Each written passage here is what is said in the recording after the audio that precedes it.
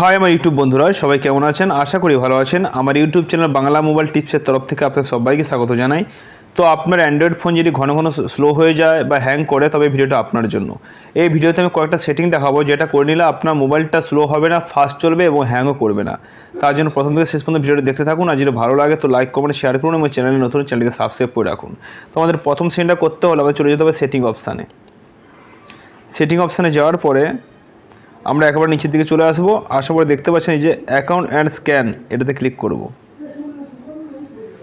Click করার পরে এই যে দেখুন অটো স্ক্যান ডাটা, এটা আমি অফ করে রেখেছি, তো আপনারাও অফ করে রাখবেন। এটা অন করলে কিন্তু আপনার সবসময় কন্টিনিউ কিন্তু স্ক্যান হতে থাকবে। তার ফলে মোবাইলের ব্যাটারি অনেক খরচ হবে এবং মোবাইলের উপর অনেক প্রেসার পড়ে যাবে, ঠিক আছে, মানে লোড পড়ে যাবে এবং মোবাইলটা সবসময় স্ক্যান হতে থাকবে। তার ফলে মোবাইলটা গরমও হয়ে যাবে এবং মোবাইলটা স্লো হয়ে যাবে।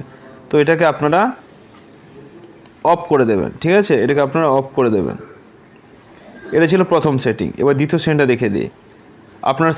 আপনারা সেটিংয়ে চলে আসবেন। আসার পরে এই যে সার্চ বারে টাইপ করবেন ডাউনলোড, লিখে আপনারা সার্চ করুন। করার পরে যে দেখতে পাচ্ছেন ডাউনলোড অটোমেটিক্যালি, এটাতে ক্লিক করুন।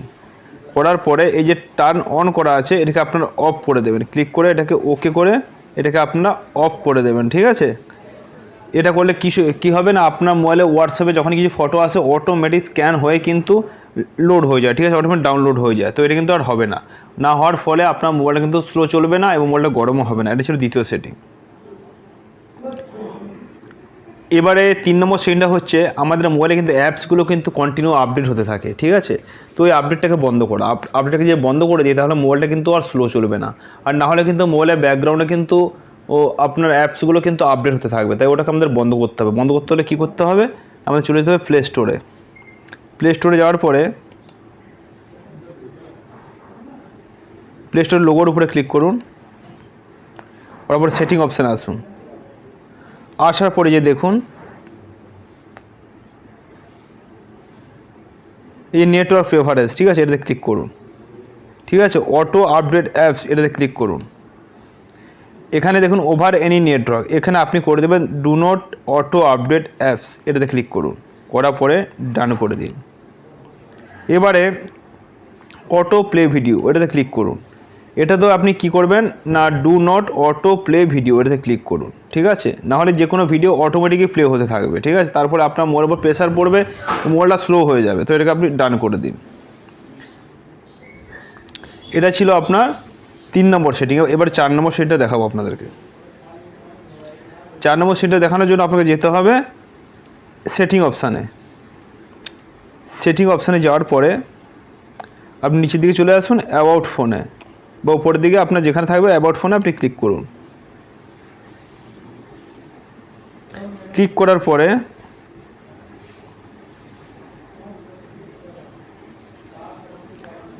মোবাইলে যে বুল নাম্বারটা রয়েছে এটার উপরে আপনি 7 বার ক্লিক করুন। হ্যাঁ,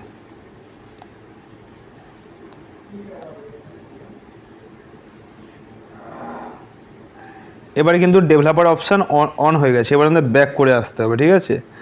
ব্যাক করে আমরা এসে দেখব আমাদের ডেভেলপার অপশান অন হয়ে গেছে। ব্যাক করে আসার পরে এই যে অ্যাডিশনাল সেটিংটা রয়েছে দেখতে পাচ্ছেন, এটার উপরে ক্লিক করব। করার পরে দেখতে পাচ্ছেন ডেভেলপার অপশান অন হয়ে গেছে, এটাতে ক্লিক করব। করার পরে একবার নিচের দিকে আমরা চলে আসব। নিচের দিকে চলে আসব।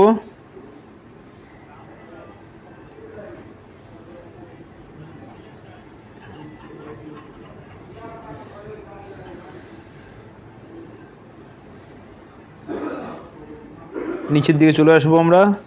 এসে এখানে একটা অপশান এই যে ব্যাকগ্রাউন্ড প্রসেস লিমিট, ঠিক আছে, এই যে রয়েছে, এটাতে ক্লিক করুন।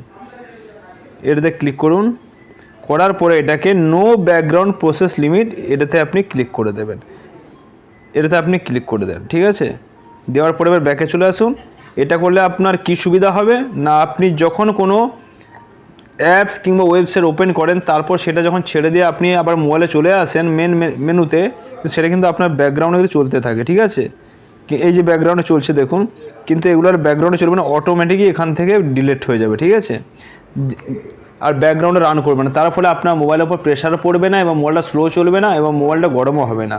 তো এই কয়েকটা সেটিং যদি আপনি করে নিতে পারেন, আশা করবো আবার আপনার মোবাইলটা 100% ফাস্ট হয়ে যাবে এবং স্লো হবে না এবং গরমও হবে না। তো এটাই ছিল আজকের ভিডিও। ভালো থাকুন, সুস্থ থাকুন।